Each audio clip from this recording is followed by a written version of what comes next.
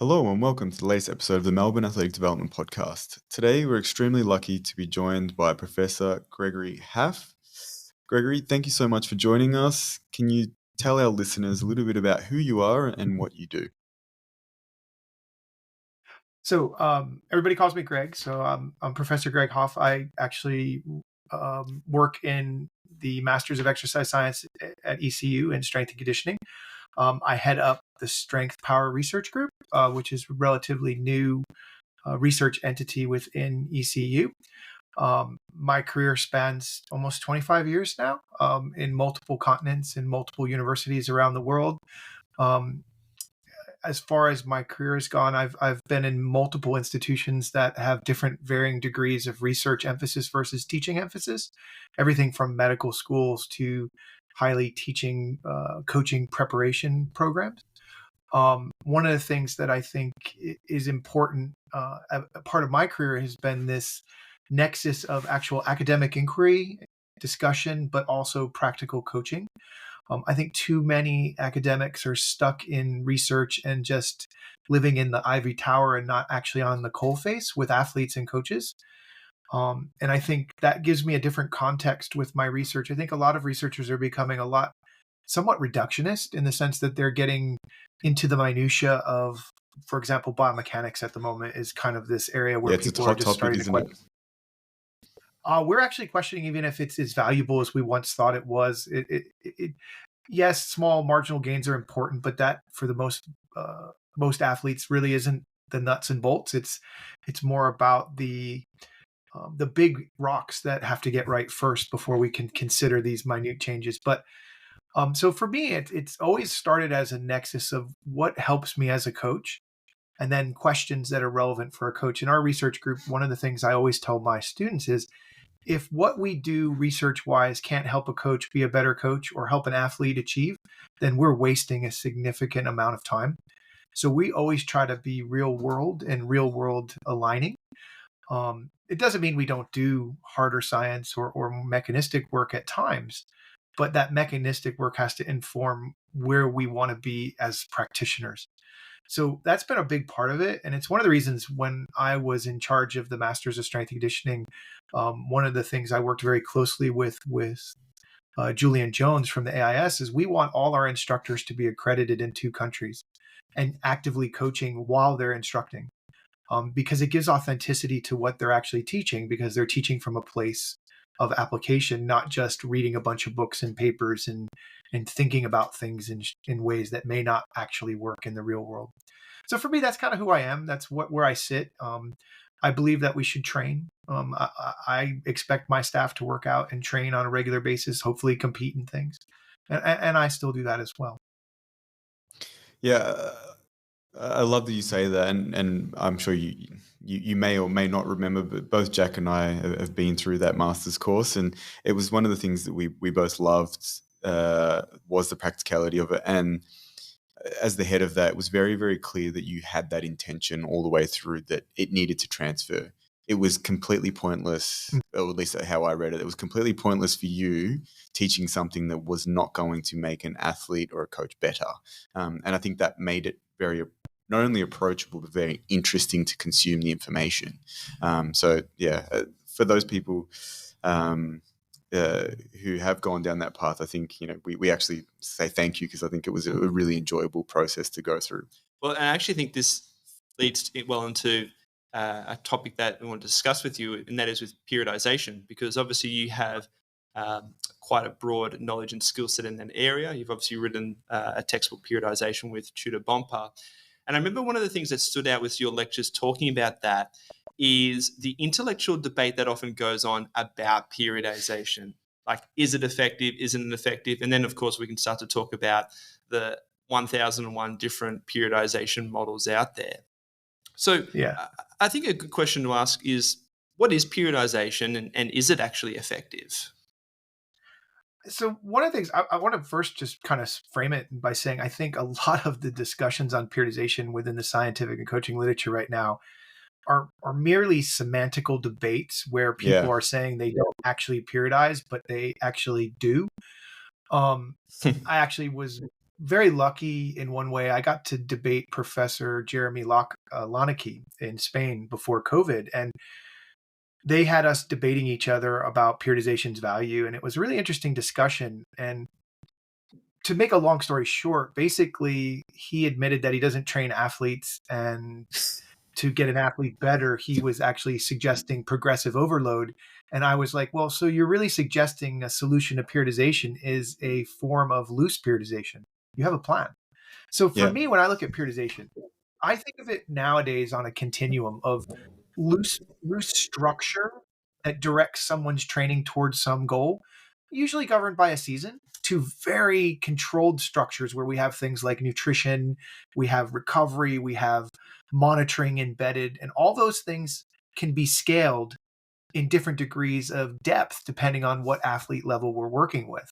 So for me, I think of it as a scaffold to make programming decisions from.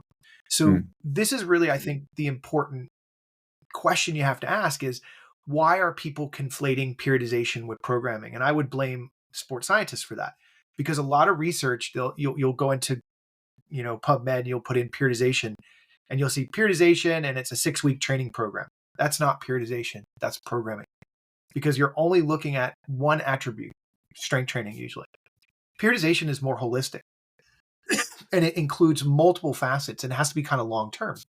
And so from a definition perspective, I think periodization is a way of planning training where we're going to integrate and potentially sequence training factors to guide the athlete towards some target. And typically, if we look at it from the context of the Olympics, with the exception of the next Olympics, we typically have a 4-year period where we're trying to target some outcome. I, as a coach, for example, if I'm working with a track cyclist, I kind of can guesstimate what a good time is going to be. What time do I need to get on the podium?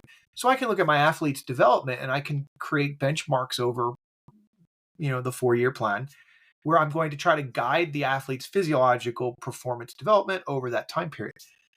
And that athlete may progress faster or slower, depending on, their physiological responses to training or their how they deal with things outside of training. So for me, it's a structure of planning that we guide the training process. I look at it in 3 levels. I think of it as periodization, which is the macro management of training, planning, where I'm going to choose some sort of model or structure of training, and then programming, where I'm going to design the methods and modes, knowing that the methods and modes are going to be fundamentally a decision tree process. So for example, if I want to build leg strength, obviously the squat in my mind is one of the most superior exercises to do that. But if an athlete's injured and can't squat, what is a regression that I could do that accomplishes the same outcome? What's a progression? What if the squat isn't as effective as I need it to be? I could do accentuated eccentrics and things of that nature. So periodization encompasses planning and programming, and it's this holistic approach of trying to guide the athlete's development towards a goal. I wanted to ask you, because I kind of agree with you at some levels. Whilst it's interesting, it becomes semantics. The work of people like John Kiley, and what you think about some of the discussions he's brought forward. Probably it started around 2008 or 9. I think he started publishing some papers on this. You're obviously much more well-versed than us. Like, where do you see some of the work like that? Because it's become very philosophical and semantic in nature. So if we look at John Kiley is actually, believe it or not, he's one of Professor Stone's former students. So he's in the same academic family tree as I am. And talking to Professor Stone, it's an interesting discussion about some of the class debates that they used to have at the University of Edinburgh. And when I look at John's work, right, he's very latched on to Hans Selye's general adaptive syndrome, suggesting that, we can't apply this to sport. However, his argument is that, everyone is not going to respond in the same pattern. Well, I would agree with him on one level. Not everyone responds to a training stress as far as the time course of the resistance phase or recovery from the stimulus. It varies. So, for example, Stoltz-Kameny did a wonderful paper where they looked at the time course of recovery from a resistance training bout in high psychosocial stress versus low psychosocial stress. The pattern actually follows Hans Selye's general adaptive syndrome recovery pattern as a time course of recovery. However, when we're under high psychosocial stress, the time frame is extended. So we're in that resistance phase longer because the stress of that training session is incrementally higher because of the compounding effects of psychosocial stress. So this is where Kylie's like, oh, we can't use Hans Selye. But we're not actually using Hans Selye as a framework for why periodization was developed. And this is a complete, in my opinion, misinterpretation of literature because we can track periodization back 2,000 years. Yeah. We can look at Fickela's work in the early 1930s before Hans Selye even came up with the general adaptive syndrome. We've got Yokelov's work from Russia where he looked at, supercompensation modeling. And so Hans Selye's work is just a way that we can interpret what's going on in the body. And so there's several other time course papers that have come out recently. And I've been looking a lot at the time course of recovery papers. We've been doing some work in that space. And we can see, like, for example, I fatigue you in a training session, your vertical jump parameters, force time curve parameters, have a time course of recovery that follows the general basic pattern of Hans Selye's general adaptive syndrome. So him and Dr. Kiley and Professor Lonneke, they basically are latching on to this Hans Selye thing and saying, we have to throw it out. We can't use it because the original model that Selye used was with toxic chemicals to look at how the body responded to this insult. What they fail to realize, and Professor Stone points this out with his doctoral student, Aaron Kanon, in their paper, that later on in his career, Hans Selye actually did talk about exercise being something that could cause this similar response.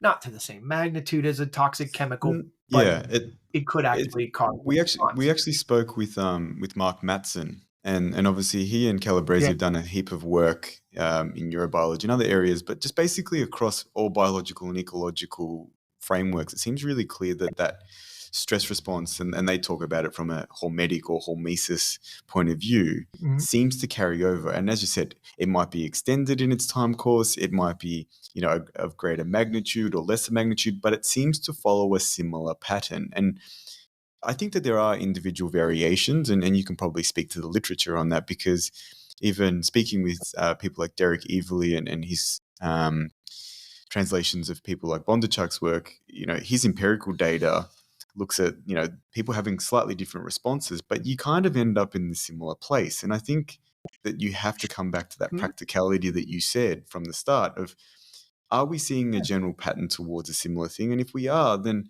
whilst we understand that something like Selye is a framework and it's a generalized framework, it is reasonable to apply it in a setting where we're consistently seeing the similar pattern play out. And from a practical coaching point of view, there's no point getting too far into the weeds about it, because there is a level of consistency that is practically useful. Oh, I would 100% agree. And so what is going to impact that time course of recovery? We'll just call it that for lack of a better term. Well, obviously nutrition. Poor diet will extend that. Lack of sleep will extend it. Injury can extend it.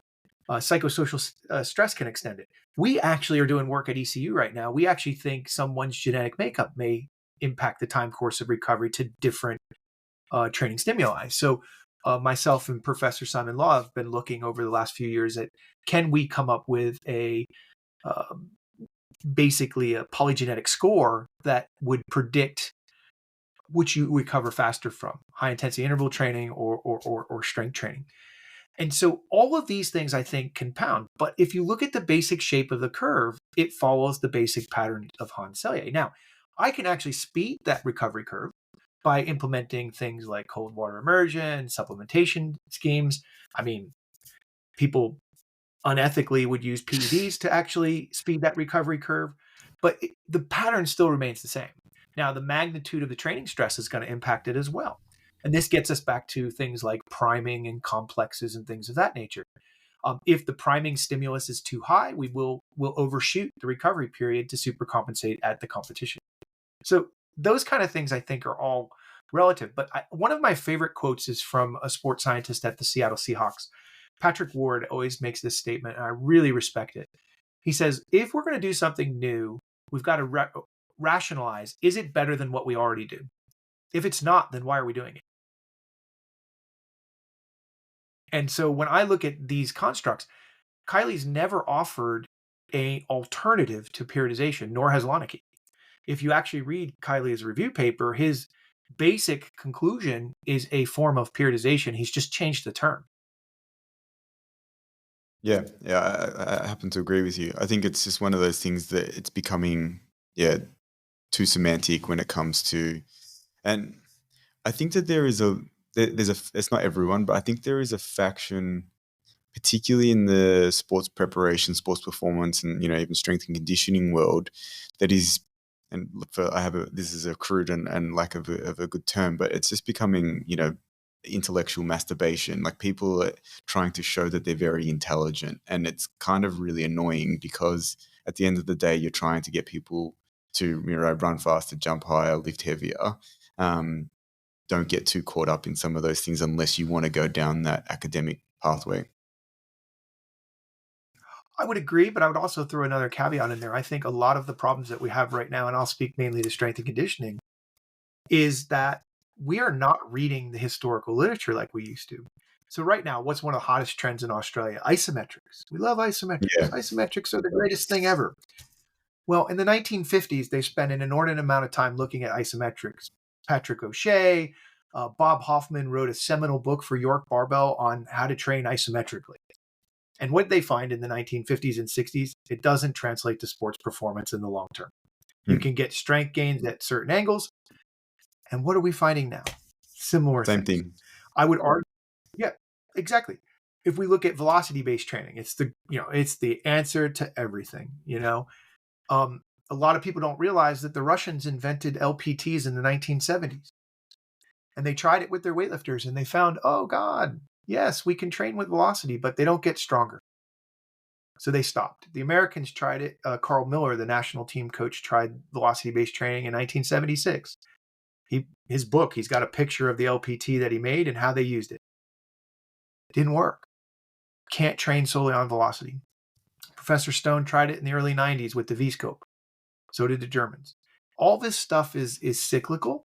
And so a lot of our intellectual debates are really coming from a framework of not understanding the whole literature. And I blame universities for this, because you would know this from your university studies. They often limit the dates of the research that we're allowed to let students look at by about 10 years.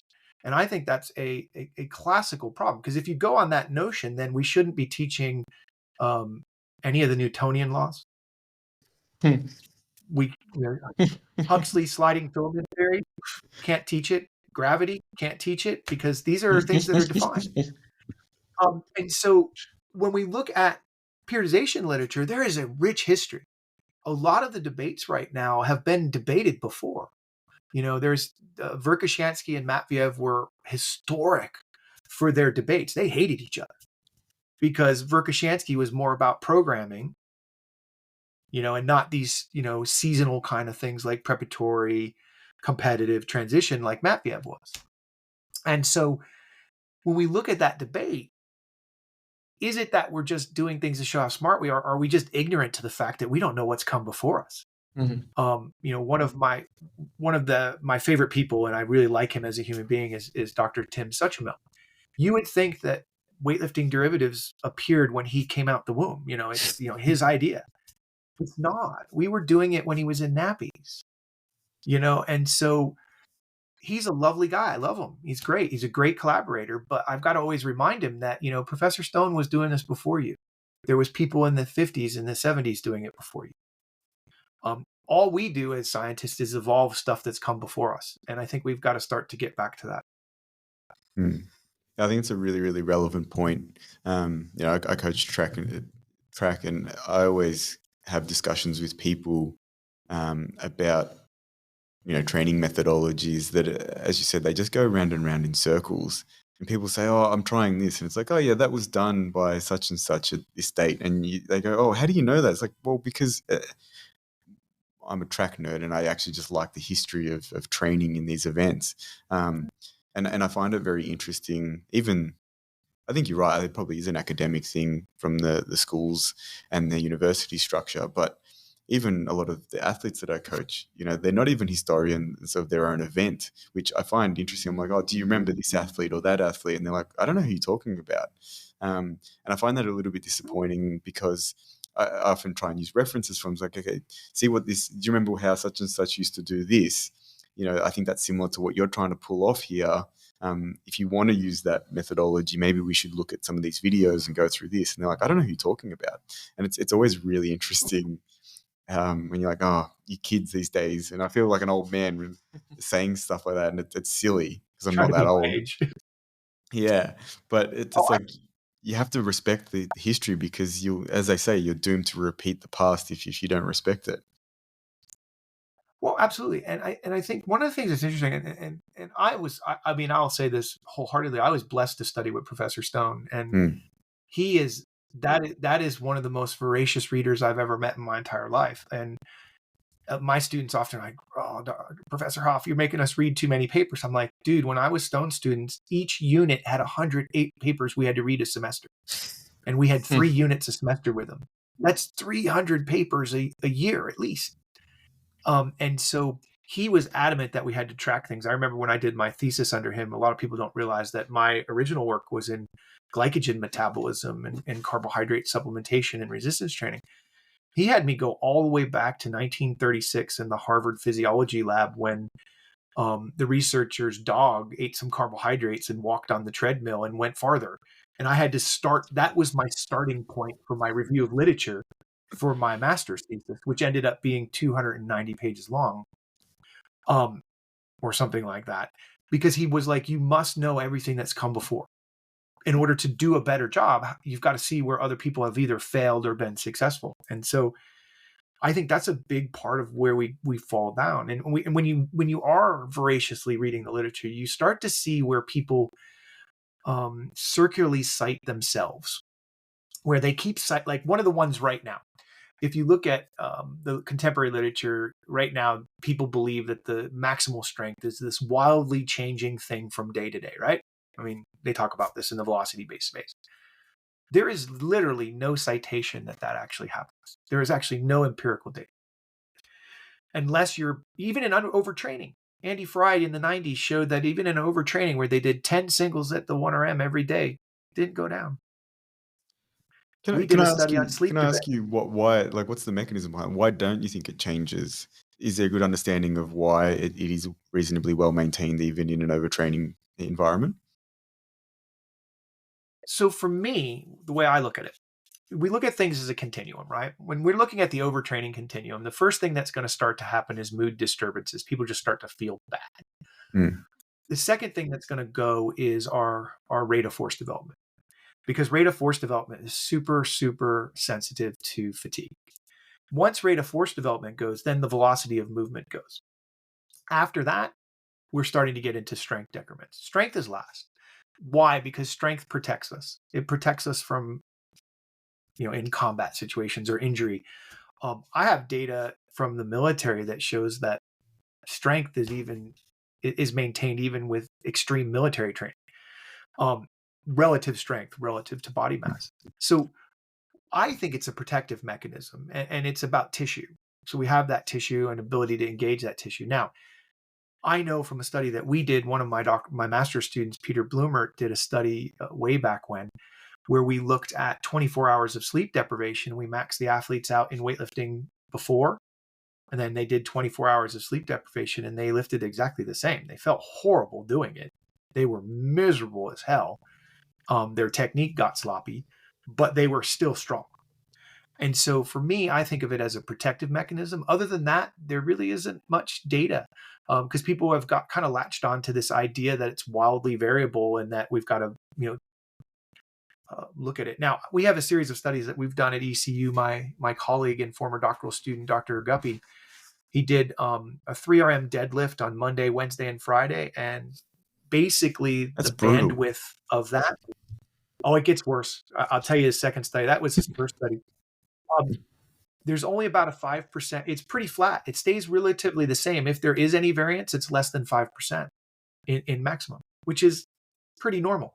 Mm. So a lot of people question that work and they're like, oh, it's only a 3RM. So we went and did a 6RM Monday, Wednesday, and Friday. We found the same thing. My former doctoral student, Harry Banyard, we did a 1RM in the back squat, same model. We found the same thing. Vernon is finding the same thing. So what's interesting to me, because if you look at the historic literature of programming, Professor Stone always talks about having a 5% decline, 5 to 10 across the week to account for fatigue. And guess what? It fits right with that bandwidth that we found. So is it really variable? There's another study by Zordos where they max out every single day. They just do a 1RM every day, and it just kind of flatlines and goes up. So is it really that variable? Now, that's one model of looking at it. We're trying to build out other models where we put in other training factors as well, because we could have compounding fatigue impacting strength performance. But in pure strength, it's pretty stable for a short period of time, a microcycle. Now, we don't know about 2 microcycles, 3, 4, whatever, because we know we can maintain strength with one very heavy session a week over 4 weeks can be maintained. Mm. You mentioned rate of force development under fatigue, but the question that, and I know that Jack sent this to you prior to this, but how do you sort of view that spectrum of rate of force development? Obviously, there's discussion about late and early rate of force development and the development of those things. I feel like it's an area that isn't actually, from a literature standpoint, at least upon my reading, isn't discussed enough. How do you see the development of these factors and where they fit into the overall transfer to performance? So the first thing I'd say is that rate of force development is built on the foundation of strength. So think of strength as the engine, and how we tune the engine is going to make us use it fast or slow. And the great comparison, powerlifter versus weightlifter. A powerlifter's rate of force development is relatively slow. A weightlifter's rate of force development is usually very quick because of the ballistic nature of the training that they do. Often they're pretty comparable strength-wise, especially when you take the powerlifter out of their accoutrements or gear that they typically compete in. Now, when I look at the rate of force development, where it gets tricky is that how you quantify it can dictate its reliability and its validity. The early rate of force development in most situations is highly variable and not reliable, so it's difficult to determine if it's actually a true measurement change or an actual adaptive response for 2 reasons. One, it depends on how the curve is actually analyzed. It depends on where you select your time points. It depends on volitional effort. It depends on fatigue. It's really sensitive. Most of the things that we've done in the bilateral testing of rate of force development are with the mid-thigh pull or isometric squat. And we see that the most reliable time points are about 200 milliseconds, somewhere around there, maybe 100, 150 in that epochs. Now, from my perspective, I think what I am more interested in at the moment is not per se just the rate of force development. We've got into statistical parametric mapping, where we're actually mapping the curve and looking at changes of the whole curve, not just discrete time points, and trying to figure out, is the curve shifting to the left, which would mean, as I'm looking at the screen, which would mean that the rate of force development is increasing, or to the right. Now, when we look at it from that perspective, we can look at the overall trend. The problem that I see in the rate of force development literature is one, a lot of the good work is done unilaterally in leg extensions, and it's done with stim, or it's done, where we actually stimulate and then we measure it, things like that. And we do that against a maximal voluntary contraction. Problem is, with the leg extension model, it doesn't really translate very well to sport. It gives you an overall picture of what's going on in the skeletal muscle, but it loses that dynamic correspondence to actual performance. The mid-thigh pull has always been a tool for us, and we started that in 1993 based on some work by Verboyev from the 1970s. And that rate of force development seems to be quite interesting because it does have some relationship to performance. Now, the problem is, if it's not measured in a standardized way and your protocols are not strict, it can get really sloppy. And so, even in my own work, you can see some of my weightlifters that I've tested and my volleyball players who are very used to doing the Olympic lifts, rate of force development, highly reliable. It looks really good. In non-weightlifters, like military people or netball players in Australia that don't do a lot of weightlifting, it's pretty sloppy and it's hard to interpret it. So we're looking at different ways of interpreting it. So for me, I think you look at both. Right now, I don't really do a lot with the early rate of force development, mainly because of the reliability issues. I'm not sure what it means. And the standard error of it is so high that are we measuring error? And we play with the signal to noise ratio a little bit to try to see if we can make it better, but we're still not where we want to be with that measure. Now, where it may have some use is in the rehab space, is both early and late. So Matt Jordan's work, basically with the drop jump, they look at the rate of force development, and they find that after ACL surgery, it can take up over a year for the rate of force development in the surgically repaired leg to actually return. So what we've done is we've started to work, and we're in the process of writing this up now. The isometric mid-thigh pull, we're now doing it bilaterally with each foot on an individual force plate. And we're creating asymmetry indexes, not only for the force production, but the rate of force production, to see if we can preempt a potential injury of the lower limb by looking at the rate of force development in this test that we do with our athletes, and particularly in military now that we've branched into that as well. Yeah, given that obviously our background, we obviously work as physios as well. So it's something that, based off Matt's work, it's one of the things we often look at with some of the equipment that we have here. And I'm not going to lie, I'm sure there is a lot of measurement area, but it is very, very obvious that there's significant asymmetry that you see in that rate of force development in, say, post-ACL athletes. And it's even, funnily enough, I had a track coach bring an athlete along not too long ago who's gone back into track, but he's coming off an AFL injury of rupturing his ACL. And he was asking me about technical changes for the track. And I said, well, let's actually have a look at his rate of force development in a drop jump for his ACL, injured side. And the asymmetry was enormous. And I said, let's fix this first. Let's not worry so much about his running technique, because I think it'll actually tidy itself up once he improves some of his strength profile and his power profile, and his rate of force development will get better. And that will actually sort a lot of those things out. Further to that, and it's something that I've been playing with, and I haven't actually looked a lot at the research on this, but I'm noticing a similar pattern with muscle strain type injuries, where the strength tends to come back quite quickly, say like post a hamstring strain, the symmetry difference becomes negligible, but the rate of force development, particularly at longer lever lengths, seems to be maintained for longer. And it's something that I don't know if you actually, do you know, is there any data that you've seen on things for muscle strain injuries about rate of force development, or is it not, that research not necessarily out there? Because one of the things I've been setting as a guide for people is, a multiple of the maximal force output in terms of their rate of force development as a target. Because I noticed that typically if people were not hitting those rate of force development numbers, they seem to be very likely to have these re-injury sort of things going on with strains. And, I'm working literally off the limited data that I've got, but I thought you may know of actually some people looking into that kind of stuff. So I don't know anybody who's looking into like hamstring injuries and rate of force development. But then I would say that I haven't really spent a lot of time in that space. I can tell you that what we have seen and we've been doing a lot of work with the military, and we look at large cohorts of military soldiers and our personnel, and we find that we can actually look at the tracing and go, you've had a left leg injury. Yeah. And usually we're looking at either the differential between the peak force between the two limbs, but also the slope of the curve.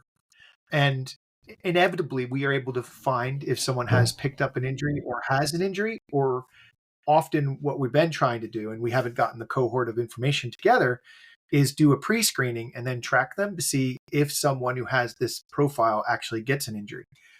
I would argue that it's probably a combination of both rate of force development and the peak force. But yes, I would say that makes sense to me. I would argue that we've seen that as well in our applied data. We just haven't published it because we don't have enough subjects to actually do a study that's powered enough. So as a practitioner, I'm like, all right, I'm still going to use it. I'm not just talking out of my ass when I say these things to people. Well, it's just about getting, the biggest challenge that we have is this. This is something that Professor Stone and I talk about a lot, actually. And I'm glad that, he's in his 80s now, and it's fun to really still chat with him about things. Is that in the real world of sport, we might have to say, okay, the data is not completely there yet, but the data is trending this way. Let's just go with it. It's not going to do any more damage, but it's going to actually help us. And so for me, then I will actually kind of say, all right, we're going to still look at this. I know Dr. Guppy and I, my former student, we disagree sometimes on, certain things. He doesn't like to measure the rate of force development. He's more in the impulse camp. And I'm like, okay, I love impulse, but I still think rate of force development has its place. And so I would still measure it. And so, and he will as well, but we often have philosophical debates on it. And so what I would suggest is that if that's something that you have found there's power in your practice, to keep it. And then eventually, hopefully, the science will catch up a little bit. Speaking of rate of force development, you're talking about different ways of measuring it. Two methods you mentioned is isometric mid-thigh pull versus, say, a drop jump. They are obviously quite different in terms of the physical requirements. But one question I have for you is, when you think about that correlation between strength and rate of force development, is that consistent when you think about an individual's ability to perform a drop jump, where something like contact time being really short is such a valuable and important measure for, say, improving something like reactive strength index? Or do you think that's a fundamentally different element to, say, that power spectrum that does require unique training? So the drop jump is actually highly technical, and a lot of people don't realize that. There's a technique to it. And John McMahon, who used to work for Salford University, now is working for Hawking Dynamics. He's done some really nice work on the vertical jump and looking at the landing from a vertical jump. So you jump as high as you can and then measure the landing. And he's actually saying that that might be a better test than the drop jump, because it's not as technical and you do it all in one test. You don't have to add another test. So you do a vertical jump, up, land. Now, there is technique to the drop jump. The drop jump, if you're looking at the contact time, obviously it's related to the eccentric strength and the stretch shortening cycle. So if I'm not strong enough to offset the eccentric load of my body being accelerated to the ground, that contact time will be longer. Okay. And then we're going to basically not have as high a jump. Now, someone who's very reactive will have a shorter contact time. They often have the strength to offset that eccentric load. Basically, the way I look at it from a practical perspective is they have the strength to turn direction. Like they have enough force to produce quickly that they can actually stop and change direction. So for me, I think it's very technical. And sometimes with the drop jump, because of its technicality, and often people do it wrong, they either step down when they jump or they jump off and jump, which can cause problems. I think that impacts the measure a little bit. So I would argue that these are different strength characteristics along that strength force velocity continuum potentially. And it has to do with the different engagement with the stretch shortening cycle, in my opinion. For example, a mid-thigh pull is just purely force production, and we can get a rate of force development from that isometric contraction.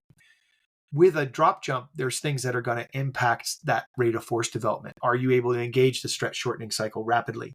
Are you strong enough to offset that eccentric load of being accelerated into the ground?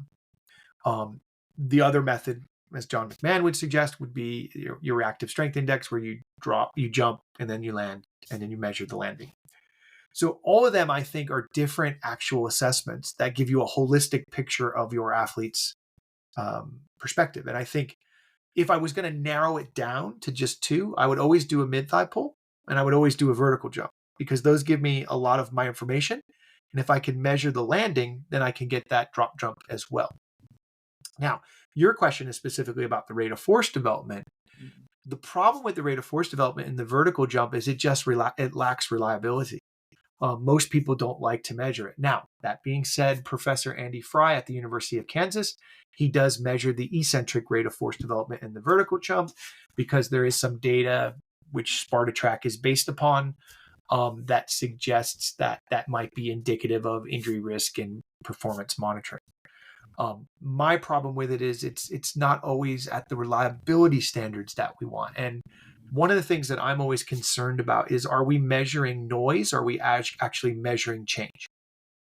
Mm. And a lot of times in a lot of these devices that we have, we're measuring noise.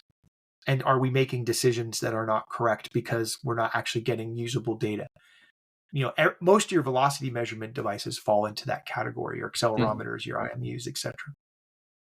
Yeah, so there's a potential issue here where I think there's a lot more commercial products available that even we use where people are making certain assumptions based on very little or no data about, I guess, one, like you're saying, the reliability of the actual assessment itself, but then actually what that actually tells us too in terms of does that give us a good indication of, say, early RFD or their elastic function, and do we see actual changes over time, or is that just related to standard error measurement? Absolutely. So like if you're familiar with like the Beast velocity meter, a lot of people will use like velocity bands. If you change by 0.05 meters per second, you've gotten stronger, yada, yada, yada. However, the Beast has an error rate of 0.6 to 1.1. So if you're using that for training, you're not actually measuring change, you're just measuring noise. But if I put that device on a machine that's guided, it might be reliable. But the problem is it's a system. It's the human and the velocity meter that have to work together. And people argue, oh, it's biological variability. Okay, if it's biological variability, why is strength not changing? So that's a question. And I think any device that you get, and I think this is really important, and it's related to rate of force development, it's related to power, it's related to testing. And in a lot of ways, it's related to periodization as well. Any device or system that you're going to apply, you've got to ensure that it's reliable and it's valid. Because if it's not, then your assumptions can be made in the wrong direction. You might actually think your athlete is tracking one way when in fact they're tracking another way. And so I am very, in our lab, we spend an inordinate amount of time testing devices and trying to find tools that are going to be effective. And a lot of people get on my case about velocity-based training because they're like, oh, he's anti-velocity-based training. I actually want velocity-based training to work. As a theoretical construct, it's awesome. But the devices are not reliable enough to actually work the way people want them to. They have a place in our strength conditioning practice, but it can't be our only tool in the toolbox. You know, the old saying, if all you have is a hammer, everything's a nail. And I worry about that because there are some people in Australia now that are foregoing periodization and just going on velocity for their training and saying, we're just going to do 10% velocity loss. It doesn't matter how many reps we're going to do, as long as just 10%. But if I do sets of 20, because if you look at Jonathan Weekly's work, a 10% velocity loss could be as little as 4 reps or as many as like 15. Yeah. Well, the physiological strain of 15 reps bioenergetically is very different than 4. Those are 2 different fatigue profiles. And do I really want to do sets of 15 in season? No, probably not. Changing tactics a touch, but I'd love to get your idea on this because not many people have been able to kind of, I think, provide a strong answer for this. But you alluded to it, and I don't know if this is what you were talking about when you mentioned biomechanics right at the start. But we were talking earlier about, what transfers from the development of physical characteristics. And I'm always having debates with biomechanists of, how much do the underlying physical capacities influence what we see, kinematically?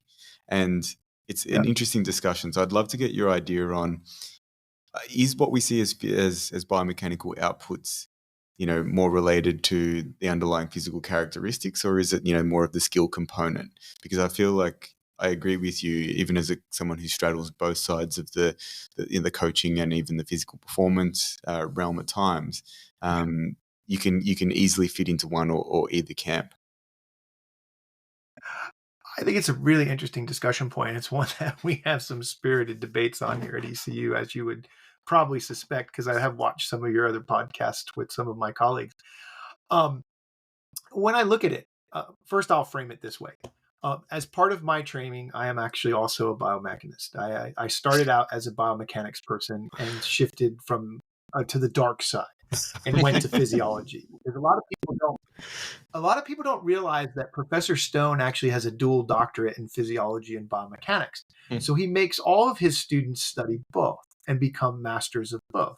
So I actually did, video analysis with 2D Modis and all that stuff for many years, and did biomechanics and actually taught postgrad biomechanics at Appalachian State. So I have a pretty good background in biomechanics. But I would start with the framework that physiology underpins biomechanics. It has to. Why? Because the physiology is the system that actually creates the force. Now, obviously, angle of insertion and things like that are going to dictate, some of these parameters. But fundamentally, muscle contracts, and it's driven by physiology. Now, how that muscle adapts can be, we can discuss, different, bodybuilding constructs of angles and things like that. You build hypertrophy at longer muscle lengths and things like that. Now, a good example of what I mean by that, the underlying capacity is physiological. If you look at, for example, a technique, a great example is the iron cross in gymnastics. If you look at that as a technique, right? Yes, there is a technical component to it, but if you don't have the physical capacity to apply force at a requisite level, you cannot do said technique. So it is strength underpinning the technical proficiency. And so I don't actually think you can separate the two. You have to have strength in order to do certain techniques. So that's why if we look at athletes as a progression, different level athletes, their technique will emerge over time and adapt to their physiological capacities. I use a great example in my classes of one of my former athletes that my wife coached.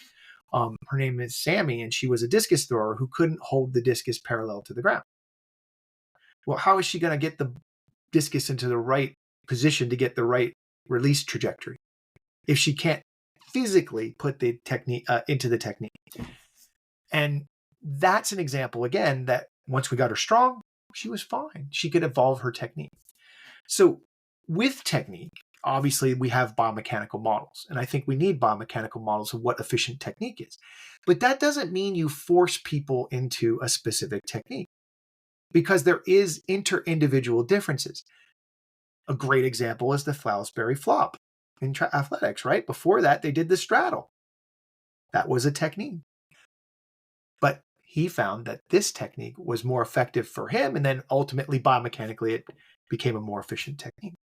So I think you're looking at it from that perspective, is that the capacities you build have to underpin what you're trying to translate to, and then technique can be developed and fine-tuned mechanically.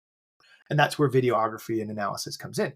The problem that we get into in biomechanics, especially with 3D motion analysis, is the processing time is so long that by the time you process it and give feedback back to the athlete, they have probably changed their technique slightly. And we see that in weightlifting a lot. Now, one of the things I also look at from a biomechanical perspective is kind of this bandwidth of acceptability. And I think this is an area that we debate a lot about here at ECU, especially with the isometric mid-thigh. We probably shouldn't have called it the isometric mid-thigh pull, because everybody's got it in their brain. They got to measure the femur and put it at a halfway point. Anatomically, it doesn't work that way, because if I have like little T-Rex arms, it's not going to be at my mid-thigh. If I've got I got a weightlifter who's an ex-gymnast. When he has his hands next to his sides, they're at his knees. So you have to kind of look at things practically as well. My friend, you probably know him from his 200 and 400 meter running, Michael Johnson. I had the great pleasure of spending time in China with Michael Johnson, and I think I can call him a friend. His running technique was horrible from a pure biomechanical perspective from the waist up, right? Would you agree? Straight up and down. Exactly. And every biomechanist in America wanted to change it, and they tried, and he got worse. And then they said, screw this, let's just work on his running capacity. I think he was pretty successful.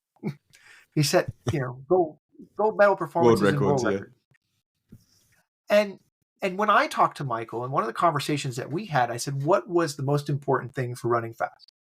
And he told me, being as freaking strong as possible. And that really cemented to me, here's a guy that runs really fast, Being strong underpins it. And then talking to Dietmar Schmidt-Bleicher, who is one of my research heroes, I think him and K.O. Hakkinen, my trifecta, like the three horsemen of the apocalypse, are Mike Stone, Dietmar Schmidt-Bleicher, and K.O. Hakkinen. You get the three of them in a room and you are in for a learning experience. There's more knowledge in the three of them than probably the rest of us put together. The one commonality that they all agree on is that strength underpins everything. Biomechanically, performance-wise, everything. And they're all from different places. Dietmar's German, KO's Finnish, Stone's from America. And they have limited interaction with each other at times over the last 50 years. So from my perspective, I think, yes, there is a technique model that we're trying to get to. Physical capacities underpin our capacity to get close to what a perfect technical model is, but there's high variability in technique between individuals because of their different anatomical structures, their different injury profiles, their different technical models that they might ascribe to. Now, one of the things that we get into serial debates is that a lot of our staff here in our biomechanics division think it's all about technique. But if you don't have the physiological capacities to underpin the technique you're going to try to attain, I don't think you can attain it. And so it comes back to what Verkhoshansky calls the principle of dynamic correspondence. What we train must have translation into capacity-wise into what we're trying to get. Regions of force production are quite important in those models. So you can't think of things in a reductionist way. I can't just say, oh, the ankle is the only thing that matters, because the ankle isn't the only thing in the system. It's a kinetic chain. It's multiple things interacting together. It's not just one thing. Now, rehabilitation, yes, I would have to work on rehabbing an injury, let's say an ankle injury. I've got to do something about it. But from a training perspective, I'm not so sure I would agree with people that get that reductionist. No, I tend to agree with you. Even from a coaching perspective, I like to allow people to explore the movements using the physical capacities they've got. I really, and I think this is something that actually I probably picked up from you with some of the development, when we do our practical sessions on weightlifting, of allowing people actually to practice the movement, even if there are some errors. And obviously you mentioned you've got to have a bandwidth in which is acceptable. You don't want someone swinging a bar, far away from their body and all sorts of things. But you would need to allow them to explore it enough and use the physical tools that they have to work out whether they can then use that technique based on those underlying capacities. And if they don't have the capacities, they're probably not going to get there anyway. So no, I appreciate you actually putting that into context for people. A question I have for you, Greg, is you mentioned before about changes in things like mood, rate of force development in response to fatigue, but strength maintaining being pretty consistent. What about the relationship between the biomechanics and how that changes over time? Do you expect to see large variations in biomechanics as well, and that actually has to be something that you accept as a part of the normal variability of movement? So this is actually a really good question, because if you think about it, one of the great ways you can look at this, one of our graduates, I don't know if he was in your practicum or not, but Padraig Roach from Arsenal, he's their development coach, and he shows wonderful data on peak height velocity and post peak height velocity. So anytime your body changes, you've got to go back and relearn technique. So you've always got to go back to those basics. So I would make the argument, not solely based on what he's shown with Arsenal and the work of Rodri Lloyd from Cardiff Met, I would make the argument that when you change strength, you get stronger. It changes your technique slightly. So you're always having some element of technique training in your development as your capacities are going. One of the things I'll use as an example, and I think this is a really good one. A lot of people give me a hard time because I truly believe that double bodyweight squatting is kind of this necessity for high level performance. And I know I get raked over the coals in social media all the time as some sort of lunatic because of this. But the reality is, when I work with athletes and I coach, I know that once an athlete can squat double body weight, it's like the door opens to many different things that they can now tolerate and they can now do. One of our former graduates, Holly Shawcross, who is one of my weightlifters, and she was very skeptical when she was a student of this double body weight thing. She believed the lectures and she listened, but once she crossed the line, I remember one day in training, she turned to me and she goes, I get it now. because she felt the difference in certain things that she was doing from having this strength reserve, this capacity. So one of the things I think is that when we start to look at this idea of increasing strength, it's going to allow us to do different technical things, more advanced technical things. A good example, if you look at Chinese weightlifters, they often start with their hips very low at the start of an Olympic lift. So everybody tries to model it. But if you talk to the Chinese coaches, which I have, because I've actually coached a little bit in China as a visiting coach, they tell me, oh no, we don't do that until they can squat 2.5 times to 3 times body weight. Because they're not strong enough to maximize the effectiveness of that technique when they're below 2 times body weight. So I would argue that, yes, technique is going to have a bandwidth of change, that we have to keep it in our technical model. And as we change physical capacities, we're going to have to retouch that technical skill constantly. And every time we come back to technique, we have to relearn it. Professor Stone teaches it as the depletion-repletion method, where you take a training activity out of training for a while, and when you bring it back, you gain performance very quickly as you relearn that activity. And in some ways, you could think of periodization and training as deliberate practice. And in fact, Newell actually recently came out with a paper that suggests that resistance training is actually motor learning. So in a way, resistance training is deliberate practice of motor learning. And as we become more stronger, the skills that we can learn become more complex or more efficient. Yeah, that makes sense. Does that in any way relate to, and I'm not well versed in this, so it'd be interesting to hear your opinion, but the discussion around coordination that Franz Bosch talks about? With Franz Bosch's stuff, a lot of that stuff is interesting, and I'm going to use that as a blanket term, but it lacks dynamic corresponding. But it lacks dynamic correspondence to actual physical activity because the force zones that he's developing don't relate to the sports that he's training. Like, for example, some of the exercises and drills that he's making people do, where the force is applied is not the same as where the force is applied in the sprinting motion, for example. And so I'm really skeptical of some of Franz Bosch's exercises. There are some that are classic track and field exercises. But there's some that you're like, a power clean into a step up. Why? Most people don't do a power clean well to begin with. So let's make it more complex. I'm more, as I've gotten older, simple is better. Do a few things really, really well than a lot of things really, really bad. And try to get dynamic correspondence. I really, truly believe the principle of dynamic correspondence is one of the most important principles in strength and conditioning. In fact, over the last 5 years, it's become a big part of our training program design unit because of feedback from the institute system that people are just randomly creating weird exercises that really don't translate to performance very well. Yeah, I'd have to agree with that. I think it's become a fad for people to invent their own exercises, and most of the time they're probably exercises that have been done. They just haven't seen them before, as we spoke about historically. We nearly touched on an hour, so we won't hold you up too much longer. But a question that we always like to ask guests that we have on is, what's something that you're exploring that doesn't really have to be related to your profession, but it's keeping your interest and it's intriguing you. And we always find curious people like yourself are always learning something. So is there anything that you're interested in and you're exploring that at the moment you're happy to share with us? Yeah, I mean, I'm probably one of these people that I probably do too many things as far as I have many interests. And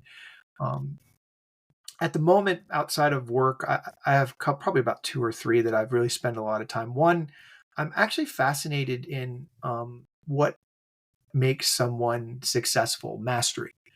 I'm a real big fan of Michael Gervais' podcast, Finding Mastery, and I find myself reading a lot of books on mastery, like things about like really super successful people and about how they became successful and what are the commonalities, what makes, Michael Jordan one of the greatest basketball players of all time. Can you share some insights from that? Yeah, I mean, one of the things that is really interesting as I read a lot of these books, they all have some commonalities. They have a framework that they work from of, you know, without getting too philosophical, they know what they stand for and know where they're trying to get to. And they have a framework of, hard work as a foundation. And it's not always the search for attention. It's a search for improvement, like a growth mindset. And I find that really, really interesting. I find a lot of people that I interact with are really more interested in, what does it get me, not actually the journey. And most of the really, truly great people that I've had the opportunity to interact with, almost all of them have the same basic underpinning thing. They just want to be the best they can be. And how do I get there? And they thrive on the journey more than the end product. And I find that fascinating. And so I tend to read a lot in that space. I'm also reading a lot at the moment in leadership. I'm fascinated by leadership, especially within the military construct. So I'm a voracious reader, actually. Books like one of my favorite ones I've read recently is Admiral McRaven's Wisdom of the Bullfrog, which was a really great book. It wasn't a hard read. It was a good read that about leadership principles and how to get a high performance organization to perform at a high level. And his was from when he was the Bullfrog.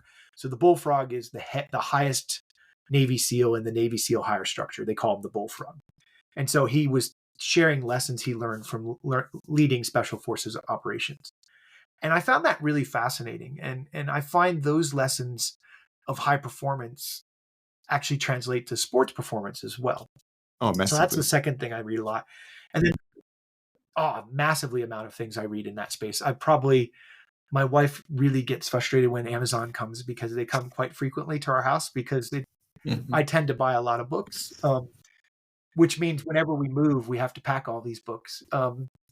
It's getting quite large, actually. And I think looking at the reading structure, and a lot of people ask me why I like to read so much. And one of the reasons I tell people is I have dyslexia, and that one of the things that my parents made me do when I was young was read to practice the skill of reading so that I could be more effective and not use dyslexia as an excuse.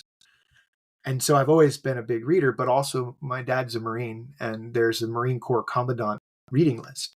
So one of the things about the U.S. Marine Corps is they have a reading list for every level of the Corps.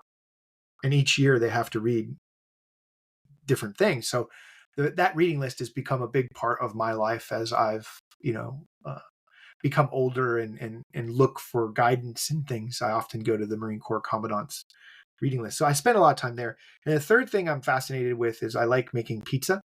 And so I'm Don't we all love fascinated pizza? with how to make. Yeah, and the older you get, the less you can eat of it. But yeah, I'm fascinated with pizza making. I often think about days when academia has got me down. Like, I just want to go in a pizza shop. People are much happier coming to a pizza shop than they are to academia. But yeah, those are the three things I probably think about the most. And yeah, Thank you so much, Greg.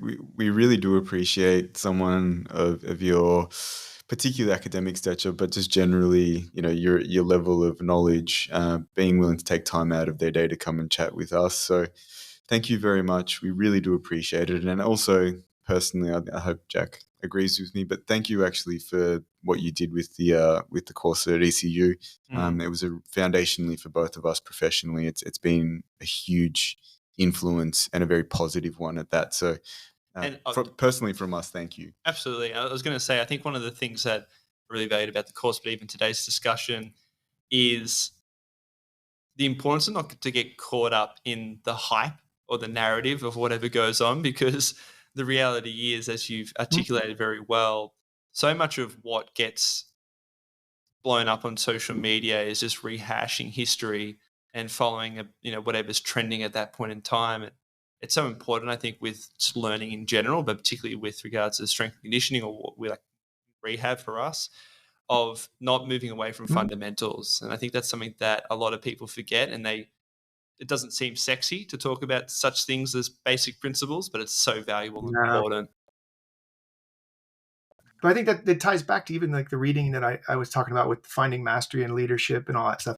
It's finding what you stand for and what you believe in, what's your bedrock, and where do you hang your hat. And And I really think the Navy SEALs really say it well. We fall to the level of our preparation, not rise to the occasion. And I think what we have to do is really stay true to the foundational components and then build out from there. If the foundation's not right, it doesn't matter how many rooms you add on. It's not going to be a great place. But I also think there has to be humility and the ability to question oneself and admit when you haven't gotten something exactly right as far as training. One thing I've learned over the years is that coaching is a scientific lab. We will make mistakes, and they're never with intent, but things don't always go the way we hope they would go. Sometimes they go well despite what we've done. And so I think that humility approach is important. But I do appreciate the kind words about what we do. It's never been about fame or anything like that. It's always been about just a passion for what we do as far as strength training and trying to find answers, to be honest, more for my own capacities than anybody else. I still haven't achieved what I want to achieve physically, and it's just getting harder as I get older. But I do appreciate that greatly. But I would say that I do have a new book coming out this year. It's out in April. It's my first solo venture on periodization. And a lot of concepts are in there. I actually start to branch into the potential for big data science, and AI as a foundation underpinning periodization as well, which is going to be, I think, the future. Well, to our listeners, I'm sure many of them are interested in that. Definitely buy Greg's book when it comes out next year, because he is an expert and he's someone definitely worth listening to, particularly in that space. Greg, thank you so much. We do very much appreciate everything you've done. Thank you. You're welcome. Have a Merry Christmas. You too, mate.